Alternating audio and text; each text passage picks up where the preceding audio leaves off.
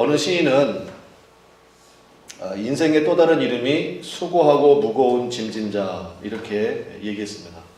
네, 맞는 얘기 같아요. 왜냐하면 인생 자체에 수고와 또 무거운 짐이 다 있습니다. 네, 다들 나만 힘든 게 아니고 함께하는 사람들 이야기를 들어보면요, 야 저분은 아무 걱정 없겠다. 천만의 말씀이에요.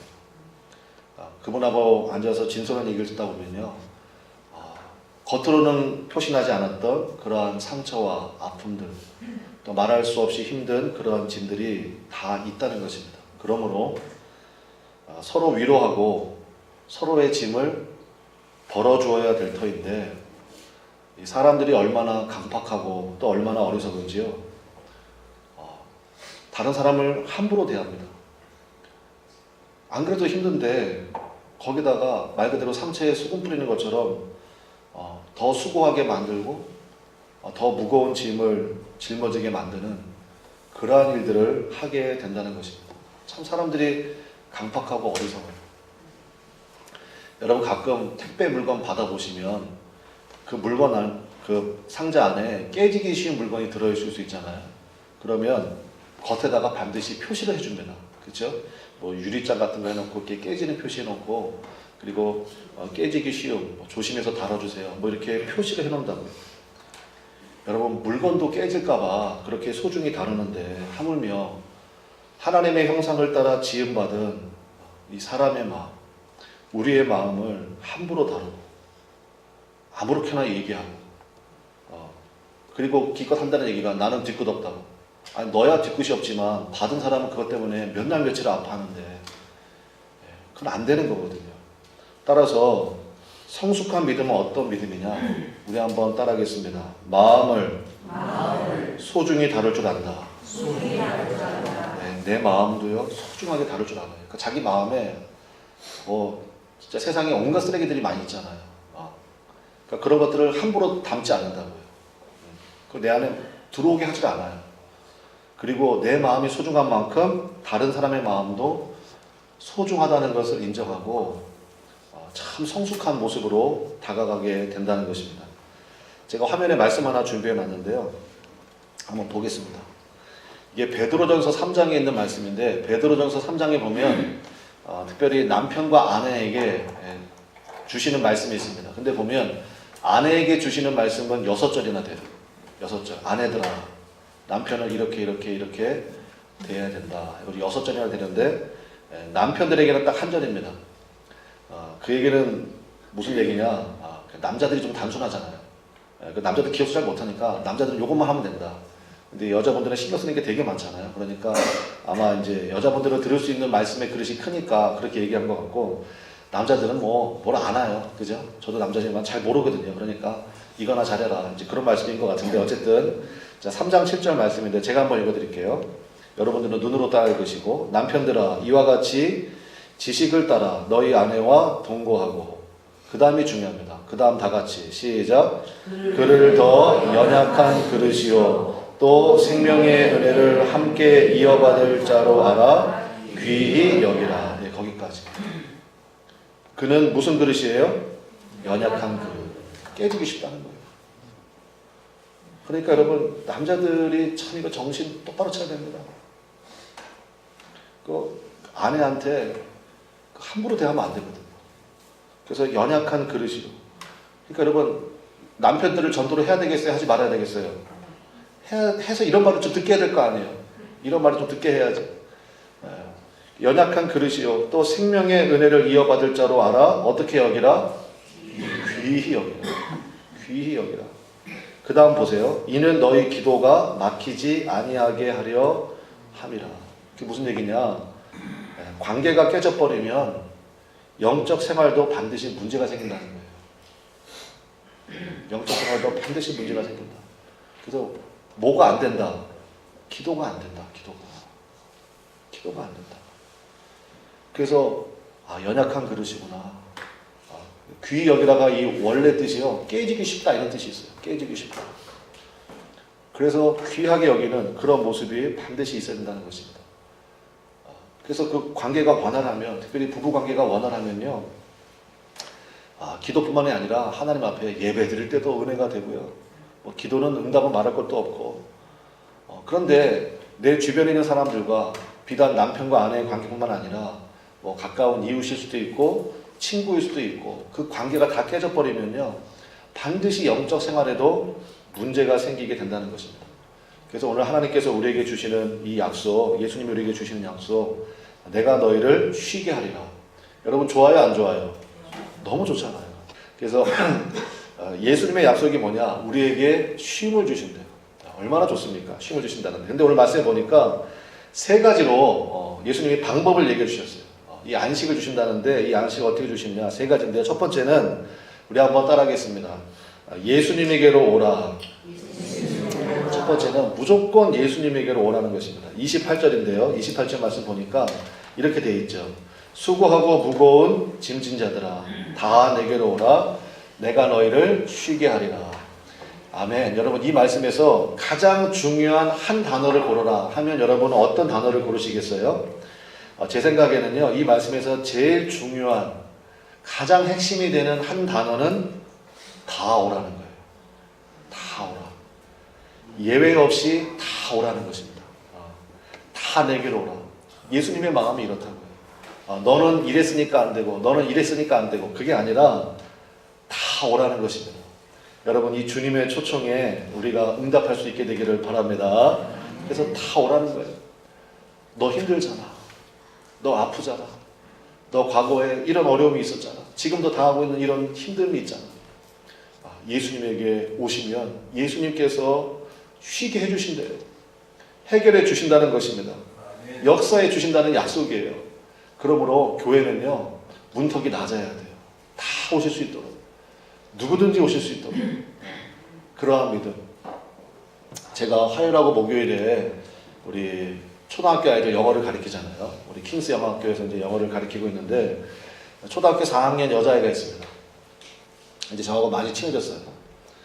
근데 여기서 이름을 밝히면 안 되니까 제가 땡땡이라고 부를게요. 땡땡이. 땡땡이가 그날 좀 일찍 왔어요. 일찍 왔는데 표정이 딱 그 표정이야. 나 힘드니까 건들지 마세요. 이런 표정 있잖아요. 딱 그런 표정으로 딱 왔어요. 와가지고 이제 뭐 가방도 딱 던지고 그냥 의자에 털썩 앉더라고. 근데 그 얘기는 뭐냐면 사실 나한테 관심을 좀 가져달라 그 얘기 아니에요? 그래서 제가 이제 물어봤어요. 땡땡아, 뭔 일이 있니? 그랬더니 걔가 뭐라고 하냐면은 한숨을 푹 쉬더라고. 한숨을 푹 쉬면서 목사님 말도 마세요. 사는 게 힘들어요. 그러더라고요. 11살인데 목사님 말도 마세요. 사는 게 힘든데. 그래가지고 그럴 때는요, 꼴밥을 한 대 주면서 야 임마 네가 뭐가 힘드니 11살 먹으네. 이러면 안 되거든요. 걔도 나름대로 힘들어요? 안 힘들어요? 모든 인생이 다 힘들어요. 걔도 나름대로 힘든 게 있는 거예요. 그러니까 그러지. 그래서 그때 제가 정색을 하고 그래 땡땡아 뭐가 그렇게 힘드니? 제가 물어봤어요. 진지하게 물어봤어요. 그랬더니 목사님 저 영어 못하는 거 아시잖아요. 알지. 네. 다음 주에 영어 시험 봐요. 저 어떻게 해요? 그러더라고요. 그래서 제가 이제 그 친구는 이제 교회를 다니니까 너 주기도문 할 줄 아니? 했더니 주기도문 다 외운대. 그래서 제가 이렇게 얘기했죠. 야 오죽하면 예수님께서 주기도문에 시험에 들게 하지 마옵시고 그렇게 예수님이 시험이 힘든다는 걸 아시는 거야. 그러니까 예수님이 그렇게 기도하라고 시키셨거든. 그러니까 땡땡아 염려하지 마. 예수님이 지켜주실 거야. 했더니 막 웃더라고. 막 웃으면서 목사님 그 시험이 영어 시험이에요? 그건 아니잖아요. 막 이렇게 얘기하고 그러는데 아무튼 그렇더라고요. 그래서 여러분이에요. 따라해봅시다. 무조건이다. 무조건이에요. 무슨 일만 생기면 무조건 어디로 달려갈 줄 있어야 됩니까? 예수님에게로. 무조건 주님께로 달려갈 줄 알아야 됩니다. 그래야 살아요. 무조건 주님에게만 가면 그러면 주님께서 붙드시고 세우시는 귀한 은혜를 만나게 된다는 거예요. 여러분 힘들고 어려운 있을 때마다 무조건 예수님께로 달려오시기를 주님의 이름으로 축원합니다. 그래야 삽니다. 그래야 살아요. 두 번째는 배우겠다고 결심하셔야 됩니다. 배우겠다고 결심해야 됩니다. 29절 보겠습니다. 29절에 보니까 29절에 나는 마음이 온유하고 겸손하니 나의 멍에를 메고 내게 뭐하라? 배우라. 그리하면 너희 마음이 뭐를 얻는다? 쉼을 얻는다. 그래서 예수님에게 배울 줄 알아야 됩니다. 근데 예수님 이렇게 말씀하셨죠. 나의 멍에를 메고 나에게 배우라. 그 얘기 무슨 얘기냐? 우리 각자가요, 삶의 멍에를 메고 있거든요. 예수님의 멍에를 메려면 내가 메고 있는 멍에를 벗어나야 됩니다. 내가 현재 메고 있는 어떠한 멍에든지 간에 그거를 예수님 앞에 내려놓고요. 예수님이 나에게 주시는 멍에를 짊어져야 돼요. 그거를 뭐라고 부르느냐? 그거를 회개라고 부르는 거예요. 그게 회개예요. 회개를 좀 쉽게 말씀을 드리면 회개는 뭐냐면 생각이 바뀌었다고 선언하는 것입니다. 그게 회개입니다. 방향을 틀다 이런 뜻이 있거든요. 그래서 주님, 내 생각을 주님의 말씀으로 바꾸겠습니다. 내 생각이 말씀의 기준에서 바뀌었습니다. 이것을 선언하는 것이 바로 회개입니다. 여러분 잘 아시죠? 믿음이 중요한데 믿음은 어디에서부터 오나요? 믿음은 어디에서부터 오죠? 말씀을 들으면서부터 옵니다. 믿음이 어디에서부터 온다고요? 말씀을 들으면서. 믿음은 들으면서 오거든요. 말씀을 많이 들어야 돼요. 근데 그 말씀을 계속 듣다 보면 여러분 이해가 되죠. 그죠? 납득도 되고 때로는 그렇구나. 이렇게 깨달음이 된다고요. 그 깨달음이 뭐예요? 생각이 달라졌다는 거예요. 자녀 교육 어떻게 해야 되지? 자녀가 소중하잖아요. 근데 하나님 말씀 보면 자녀 교육 어떻게 하라고 다 있어요. 그 말씀을 들어봐. 또 자기가 그 성경 말씀을 통해서 그 말씀을 확인해. 그러면 생각이 바뀌잖아요. 그렇구나. 주님께 맡겨야 되는 게 먼저구나. 이렇게 키워야 되는구나. 그렇게 생각이 바뀌는 것, 방향이 전환되는 것, 이것을 뭐라고 부른다고요? 이것을 회개라고 부른다고요. 사람들이 대부분 짊어지고 있는, 다 그런 건 아니겠습니다만은 대부분의 멍에는요, 힘들어하는 멍에가 대부분 자기 고집, 그 다음에 자기 어떤 소원, 어떤 경우는 욕심인 경우도 많아. 거기에서 오는 경우가 참 많습니다. 이 모든 것을 먼저 주님 앞에 완전히 내려놓는 것부터 시작해야 돼요. 예수님이 그랬잖아요. 나의 멍에를 메라. 네가 짊어지고 있는 멍에, 네 소원, 네 고집. 주님, 그런 분이 있어요. 신앙생활 좀 하다 보면은 저한테 그렇게 말씀하신 분이 있거든요. 목사님, 다른 건 몰라도 이것만큼은 제가 양보할 수 없습니다. 이런 분들이 있거든요. 그걸 내려놔야 돼요. 그거를 주님 앞에 내려놓고 주님께서 나에게 주시는 멍에 그거를 짊어져야 그때부터 주님이 하나하나 가르쳐 주시기 시작한다는 거예요.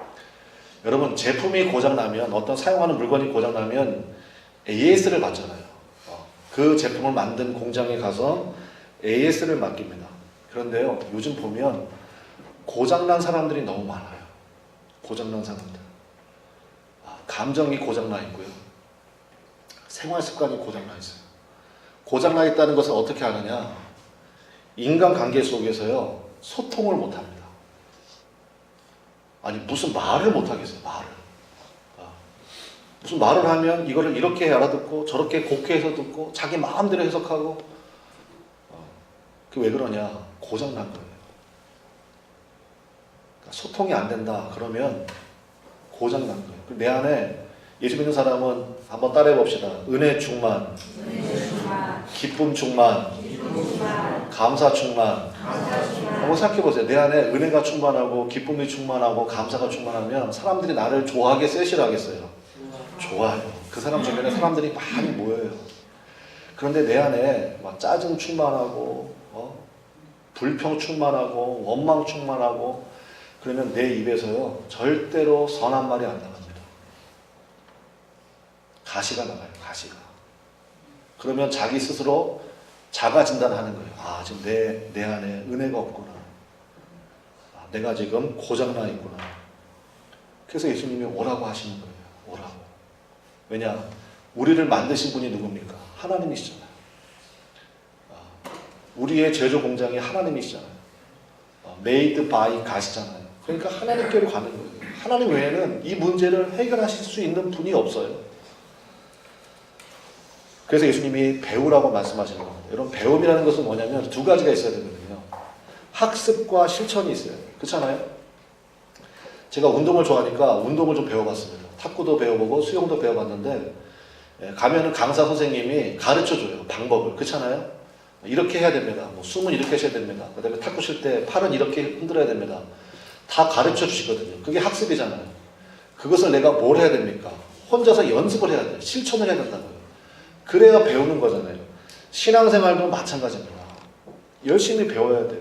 열심히 배워야 됩니다. 그래서 오늘 오후 1시에 성경 공부 있으니까 그냥 바쁘다고 가야 돼요? 참석해야 돼요? 뭐 알아서 하세요. 알아서 하세요. 근데 배워야 된다고요. 뭘 알아야 될 거 아니에요. 알아야. 그리고 그것을 내 삶에 적용을 해봐야 되거든요. 빌립보서 4장 9절 말씀인데 화면에 있습니다. 우리 한번 같이 읽어보겠습니다. 빌립보서 4장 9절 말씀 한번 같이 읽겠습니다. 시작. 너희는 내게 배우고 받고 듣고 본 바를 행하라. 그리하면 평강의 하나님이 너희와 함께 계시리라. 아멘. 내게 배우고 받고 듣고 본 바. 반복이죠. 행하라. 그리하면 하나님 왜 내 마음에는 평강이 없어요? 배운 적이 없잖아. 계속 자기 스타일대로 살잖아. 그러니까 평강이 없죠. 배워야 평강이 있습니다. 배워야 평강의 하나님을 만나게 된다는 거예요. 그래서 여러분 그 말씀을 여러분 소중히 여기고 열심히 배우시기를 바라요.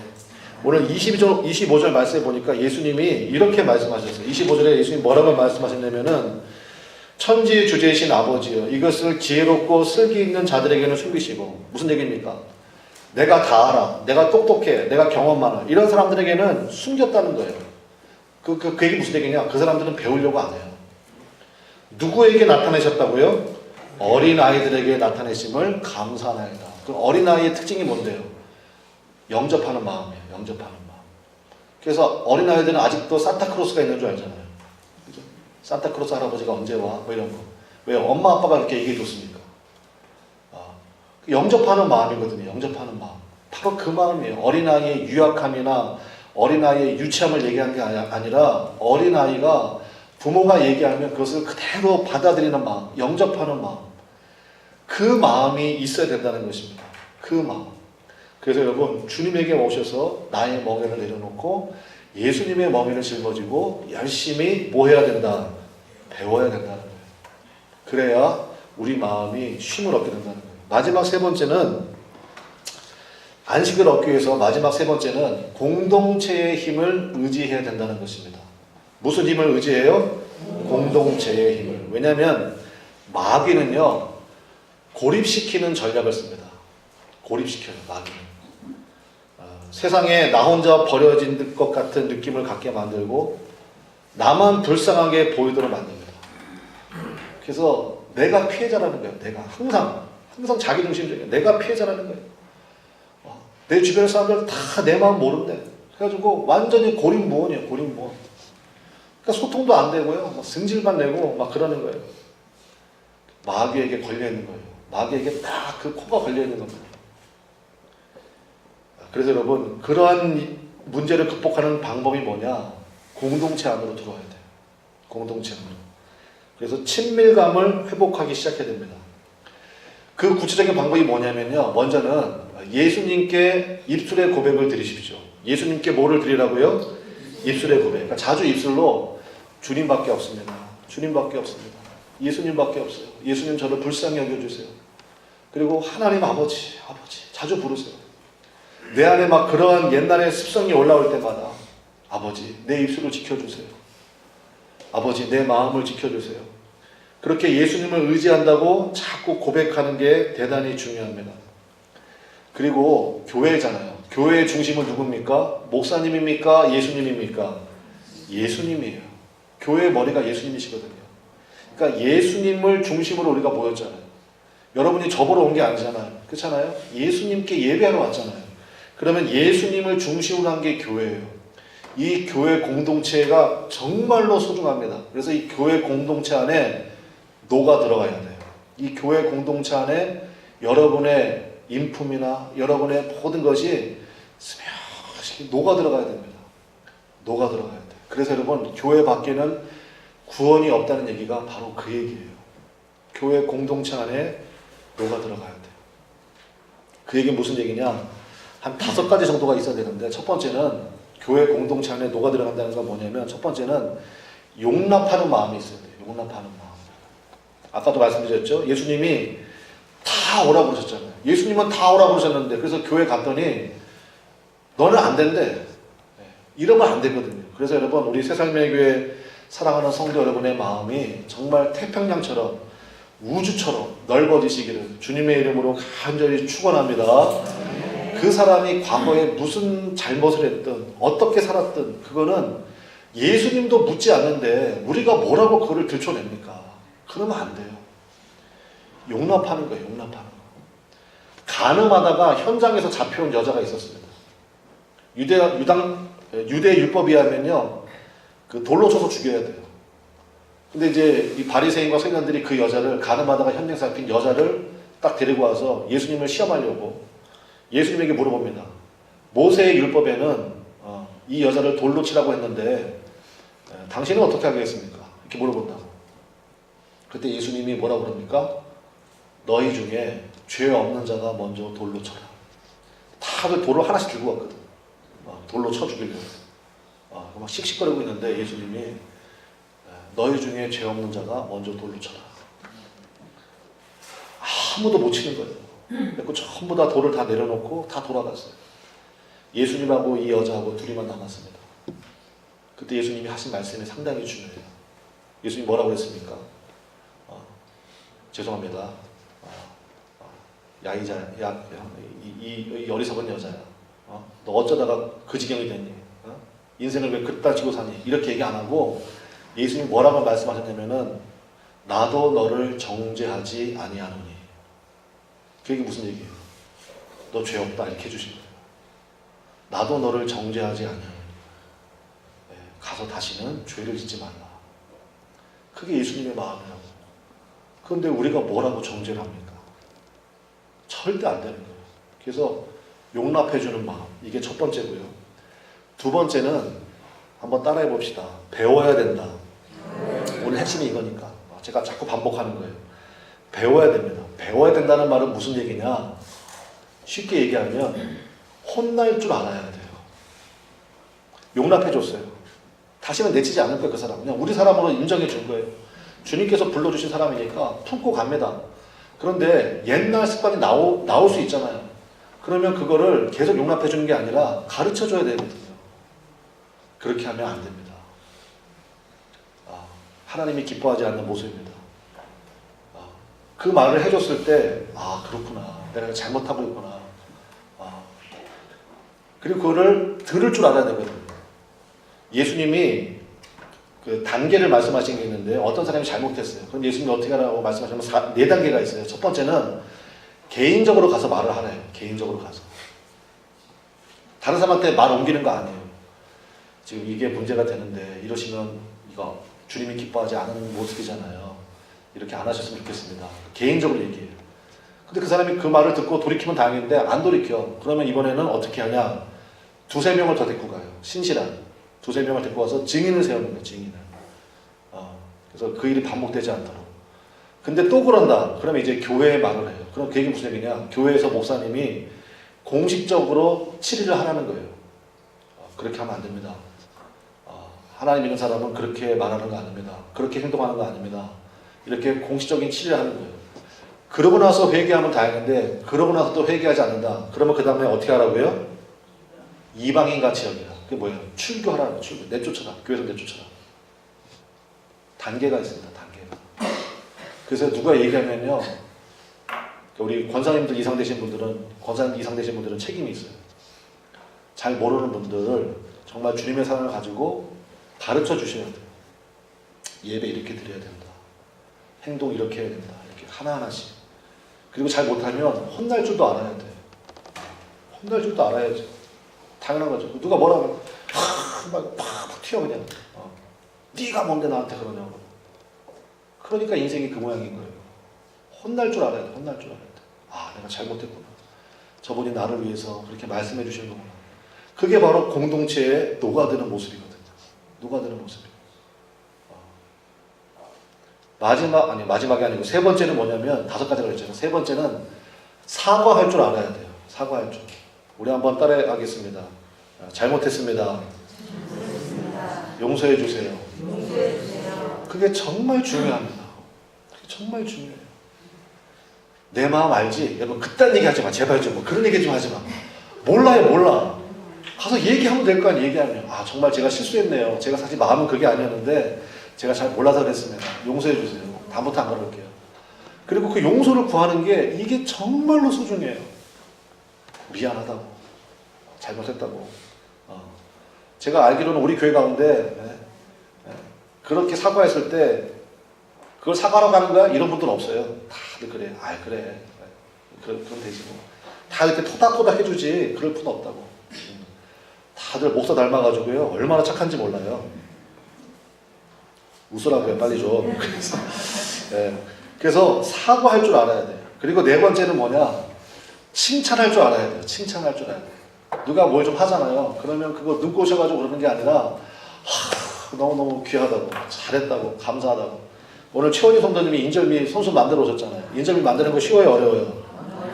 해봤어요? 나는 몰라요. 어려운지 쉬운지. 근데 해보셨잖아. 그러면 뭐 해야 돼요? 칭찬. 참 귀하다고, 참 감사하다고. 혹 맛이 없더라도 맛 없다고 얘기하면 돼요? 안 돼요? 그럴 리 없겠지만 맛있다고. 찾아보면 칭찬할 게 반드시 있어요. 어쩜 이렇게 많이 하냐고, 맛이 없으면. 어쩜 이렇게 맛이 많이 하냐고. 뭐 이렇게 얘기해 주는지. 아무튼 칭찬이 좀 많아야 돼요. 칭찬이. 여러분, 목사에게서 최고의 칭찬, 여러분이 저를 칭찬하실 때 목사님한테는 뭐라고 하면 제일 좋아할 것 같아요? 살 빠졌다고? 저 그런 거 별로 안 좋아해요. 제가 뭐 뚱뚱한가요? 왜 말을 안 하지? 네. 제가요, 지난주에, 벌써 2주 전인데, 제 동기 목사님이 저한테 전화를 했어요. 전화해서, 이제 안부 묻고, 김 목사님, 목사니까 동기끼리도 존댓말을 해요. 그래가지고, 요즘에 설교를 안 올려요? 그러더라고요. 내가 깜짝 놀라가지고, 무슨 설교요? 그랬더니, 목사님 블로그에 있어가지고 거기 설교 올리잖아요. 그래서, 저 그런 거 없는데? 그랬더니, 아니라고 쳐보라고. 그래가지고 제가 쳐봤어요. 검색하는 데다가 제 이름 치니까, 진짜 제 설교문이 쭉 올라가 있는 거예요.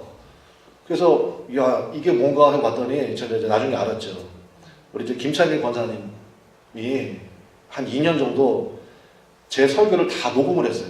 설교 시간에 다 녹음을 해가지고 집에 가셔서 그거를 다 받아 적으셨어요. 그래서 그거를 블로그에 만드셔가지고 블로그에 올리신 거예요.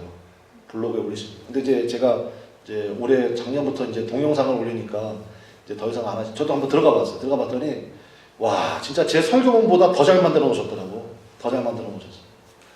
근데 여러분 아시잖아요. 우리 김찬희 권사님이 사역하셨던 분이시잖아요. 그러니까 저는 여러분들이 해주는 얘기보다 우리 권사님이 저한테 해주시는 얘기가 있거든요. 설교 끝나고 나면 저한테 해주시는 얘기가 있어요. 목사님 정말 오늘 은혜 많이 받았다고. 그리고 정말 목사님 통해가지고 제가 예수님을 믿는 것이 무엇인지를 다시 한번 새롭게 보게 됐다고. 그럼 제가 날아갈 것 같아요. 날아갈 것 같아요.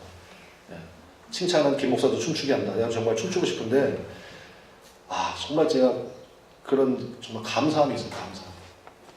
그래서 우리 새살매의 교회 성도님들은요 서로 간에 칭찬이 많아지시기를 주님의 이름으로 축원합니다.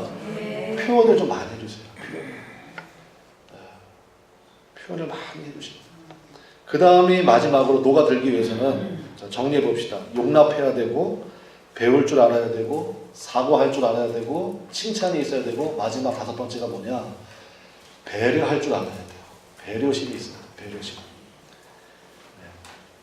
특별히 우리 청년들이 우리 교회에 이제 제법 있으니까 청년들이 이거를 잘 배워야 됩니다.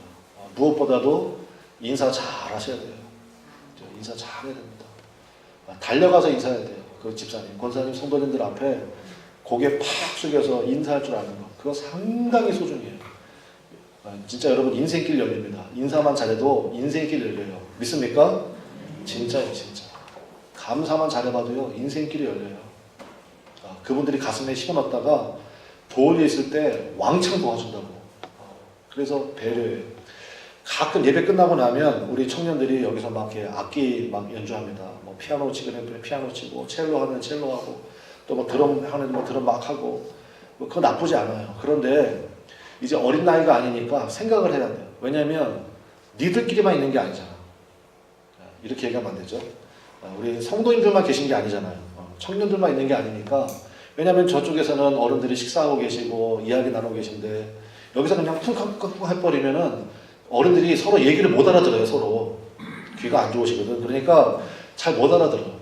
그럼 어떻게 해야 되느냐? 하지 말라는 얘기냐? 그게 아니고 배려를 해야죠. 배려를. 예를 들면은 자기들끼리 뭘 하나 합주를 해요. 합주를. 우리 뭐 이 찬양 같이 해보자 해가지고 같이 연주하면 좋잖아요. 같이 연주하면 조용조용하게 하고 뭐 혼자 있을 때는 와가지고 그냥 뭘 하든지 누가 뭐라 그럽니까? 그러니까 그런 것부터 하는 거예요. 그런 것부터 배려하는 마음, 섬기는 마음. 그렇게 할 때 하나님께서 너무너무 기뻐하시는 모습들이 우리 가운데 나타나게 된다는 것입니다. 여러분 그 철새들 가끔 하늘 보면요, 철새들이 이동할 때 이렇게 V자로 날아가잖아요. 그거 보셨습니까? 철새들이 이동할 때 이렇게 V자로 날아가거든요. 누가 시킨 것도 아닌데 그 열을 딱 맞춰가지고 V자로 날아가요. 근데 그 연구하는 그 학자들이 있을 거 아니에요. 그 이제 그렇게 하는 이유가 뭐냐면 이렇게 V자로 함께 날아가면요, 함께 이동을 하면 에너지 소비가요 33% 정도가 감소가 된대요. 그러니까 한 마리가 맨 앞에 가다가 또 한 마리가 뒤로 빠지고 또 한 마리가 앞으로 가고 이런 식으로 해가지고 V자로 쭉 간다는 거예요. 그래서 이제 공기 저항을 최소화시키는 거예요. 그 위에 올라가면 공기 흐름이 엄청 빠르잖아요. 그러니까 그렇게 가면서 에너지가 자기 힘의 3분의 2만 써도 그 정도 거리를 간다는 거죠. 이게 바로 뭐예요? 이게 함께의 힘이에요. 함께의 힘. 그래서 목사님 저는 이 꼴 저 꼴 보기 싫어가지고 교회 안 나가고 혼자서 신앙생활 하겠습니다. 죽어요 나중에. 죽는다고.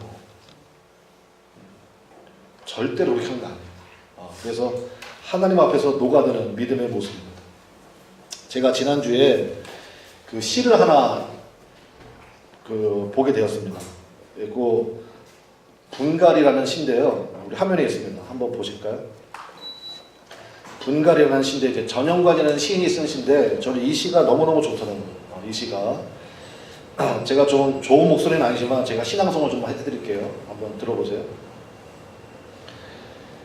뿌리가 흙을 파고드는 속도로 내가 당신을 만진다면 흙이 그랬던 것처럼 당신도 놀라지 않겠지.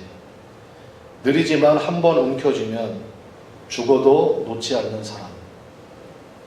제가 지난 한 주 동안 이 시를 제가 진짜 한 10번은 써본 것 같아요. 10번은. 너무 좋더라고요. 뿌리가 흙을 파고드는 속도. 분갈이가 뭔지 아시죠? 분갈이. 우리 이제 교회 내려올 때 이제 화분이 있잖아요. 우리 권사님이 전부 다 이게 분갈이 하시는 거거든요. 그 옮겨 심잖아요. 옮겨 심. 그 옮겨 심으면 여러분 그 뿌리가 흙을 딱 이렇게 움켜쥐고 있잖아요. 아마 그러니까 시인이죠. 그 시는 그 분갈이를 하면서 그게 딱 보였나 봐. 그러면서 이렇게 시적으로 표현한 거잖아요. 제가 정말 염려하는 건 뭐냐면 요즘에 소위 말하는 이제 우리 청년들이 쓰는 말로 금사빠.